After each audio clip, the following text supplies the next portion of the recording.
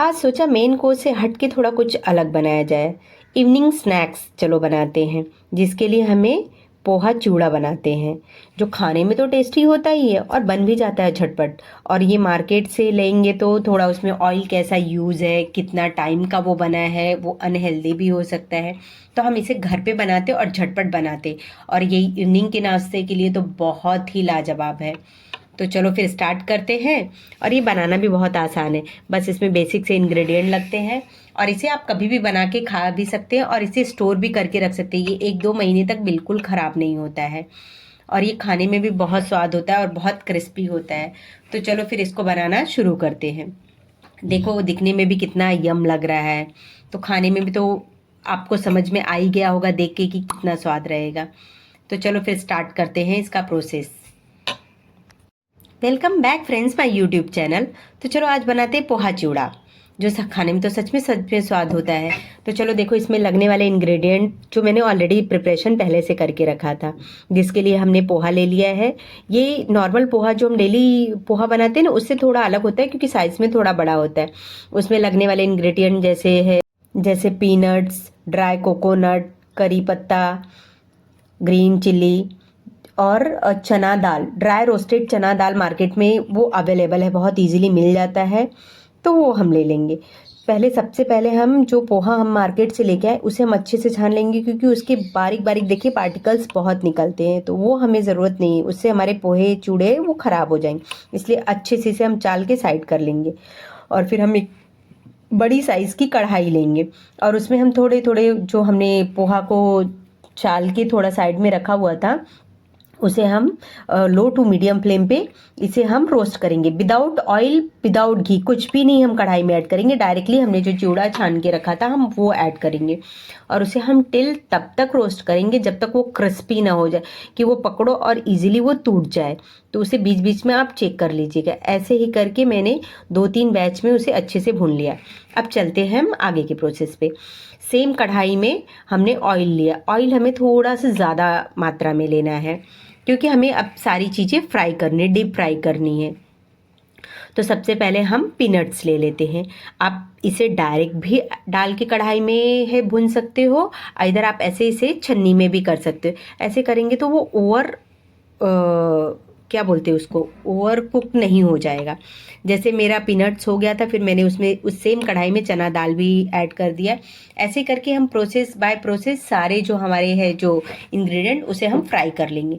जैसे कि dry coconut, इसे भी हम बारीक बारीक स्लाइस में कट कर लेंगे और उसे भी हम फ्राई कर लेंगे। देखिए कोई भी आपके जो फ्राई कर रहे आइटम वो ओवर फ्राई ना हो जाए, नहीं तो वो जलने का जो टेस्ट है ना वो बहुत गंदा आता है। तो वो ध्यान में रखिए आप, इसलिए गैस पे ध्यान रखिए, लो टू मीडियम ही रखिए। फिर मैंने उसमें थोड़ा सा आलमंड और काजू ये सब भी फ्राई कर लिया। फिर फ्रेश करी लीव्स लेंगे, और वो ज़्यादा क्वांटिटी में लेना है। देखिए मैंने थोड़ा लिया, फिर मैंने अच्छा खासा एक बाउल भर के लिया हुआ था, क्योंकि उसमें करी पत्ता का जो स्वाद है ना वो बहुत सही आता है, इन्हांस हो जाता है पूरे चिवड़ा का स्वाद ही। इसलिए आप करी पत्ता का जो क्वांटिटी थोड़ा अच्छे से लीजिए। फिर ग्रीन चिली को मैंने वो छन्नी में ही किया, क्योंकि नहीं तो उसके सारे ना सीड्स है वो पूरे है जो ऑयल में स्प्रेड हो जाते हैं, तो पूरा हमारा ऑयल भी ख़राब हो जाता है। इसलिए उसको हम छन्नी में ही करेंगे तो ज़्यादा बेटर है। देखिए फिर भी वो थोड़े थोड़े सीड्स उसके ऑलरेडी निकल ही गए हैं। और गैस का फ्लेम बंद कर देना, नहीं तो मिर्ची ना बहुत चटकती भाई साहब, वो ऊपर उड़ेगी ना तो एकदम ही खतरनाक है।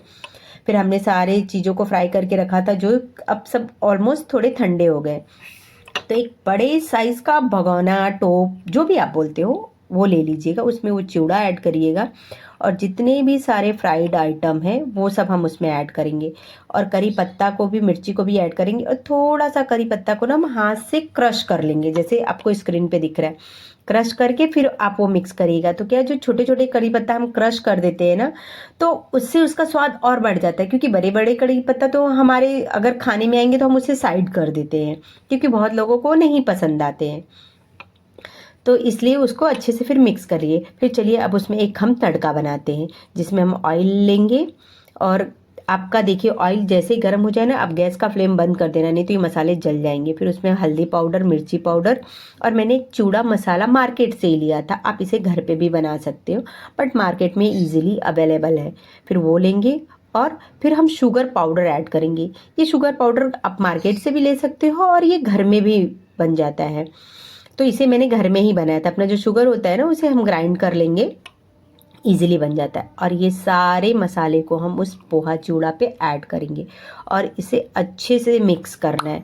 देखिए मैं मिक्स कर रही थी इस पलटे से, बट है जो ना वो अच्छे से मिक्स नहीं हो पा रहा था, तो इसलिए फिर मैंने एंड में हाथ ही लगाया, क्योंकि वो हाथों से अच्छे से सारे मसाले एक दूसरे में मिक्स हो जाते हैं। जैसे कि देखो, मिक्स होने के बाद इसका पूरा कलर वाइट से येलो हो गया, तो इट मीन्स ये अब रेडी है।